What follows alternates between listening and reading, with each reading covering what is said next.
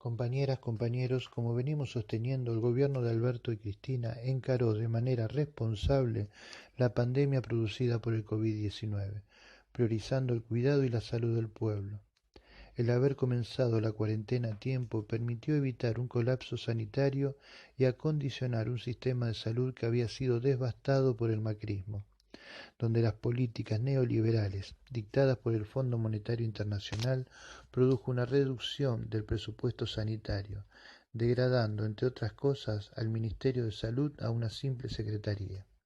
En consecuencia, el gobierno de Alberto Fernández, apenas asumió, volvió a darle la jerarquía que la salud pública tiene que tener en este país y restituyó el ministerio.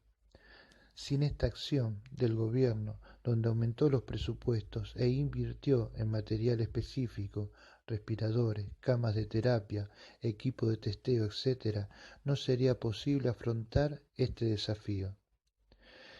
En un contexto de pandemia mundial, donde todos los países se vieron afectados y se agudizó la crisis económica que ya se venía desarrollando en los países capitalistas, nuestra región hoy se ve totalmente afectada. Una región donde la correlación de fuerza es desfavorable para los gobiernos progresistas, con el retorno de una ola conservadora neoliberal en la mayoría de los países del Cono Sur. La derecha recuperó el poder mediante un golpe de Estado cívico-militar en Bolivia, con un golpe institucional y la proscripción de Lula en Brasil, donde ganó Jair Bolsonaro, que se apoya en el ejército para poder gobernar, con gobiernos derechistas como el de Pineda, el de Uruguay, el de Paraguay, Perú y Ecuador, y un gobierno narcocriminal como el de Iván Duque en Colombia, que se presta como punta de lanza para todo tipo de aventura desestabilizadora del imperialismo en Venezuela. En consecuencia, solo la bolivariana Venezuela y la nacional y popular Argentina resisten a los poderes fácticos y buscan una salida no neoliberal para el desarrollo de su economía.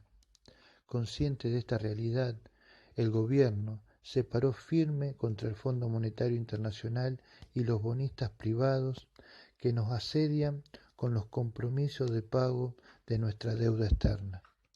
Una deuda externa extraordinaria, única en nuestra historia, donde el macrismo y el imperialismo buscaron condicionar y arrodillarnos a futuro. Hoy se confirman, con las propias declaraciones del secretario privado de Donald Trump, que el mismo presidente de Estados Unidos presionó para que el Fondo Monetario Internacional otorgue un préstamo histórico a la Argentina y de esa manera Macri no pierda las elecciones. Donald Trump buscó a toda costa evitar el triunfo del Frente de Todos para poder aislar definitivamente a Venezuela. La deuda externa es un problema a superar, pero el gobierno no va a pagar a costa del sufrimiento del pueblo. Y en esto el ministro Guzmán fue contundente cuando el fondo de inversión BlackRock rechazó la propuesta argentina. BlackRock es un fondo de inversión que depende del Tesoro de Estados Unidos. Es el más grande del mundo financiero. Podríamos decir que es el mismo imperialismo. A pesar de la herencia macrista que dejó un país totalmente endeudado, con altísimos índices de desocupación y pobreza, y con un aparato productivo destruido, a pesar de todo eso, y a pesar de la pandemia, el gobierno, con gran esfuerzo económico, busca contener a los que menos tienen.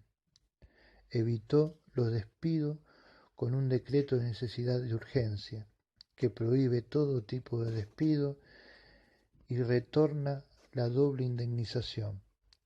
También inyectó dinero a los más humildes con la aumentación de la asignación universal por hijo. Creó la IFE y se está haciendo cargo del 50% de los salarios de los trabajadores del sector privado.